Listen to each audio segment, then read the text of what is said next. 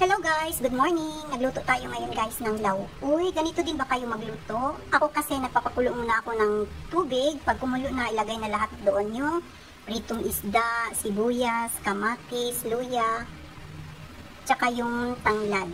Tsaka meron din ako nilagay guys na siling haba. Then pakuluan lang ng konti, saka ilagay yung mga gulay. So, ayan. Ang nilagay ko pala dito guys, may leftover tayo na tuyo. So, yun lang yung nilagay ko. So, ayan. So, ayan, pag kumulo na siya, pwede na natin ilagay yung ating mga gulay. So, nilagay ko na guys yung ating kalabasa. Yung ating okra din, ayan na siya. At yung ating talong. Yung ating mga dahon-dahon guys, pag kumulo na ito, saka lang natin siya ilagay. So, ayan, pakuluin lang natin. Nilagyan ko na pala ito guys ng pampalasa na asin at saka konting tak-tak-tak. Alam niyo na yun. Tak-tak-tak. Ajinomoto. Konti lang. So, ayan.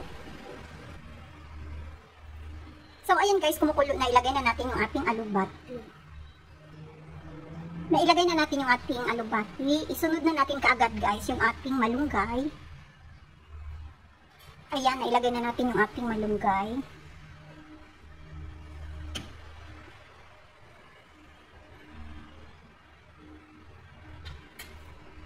So, ayan na siya guys. Then, cover lang natin ito.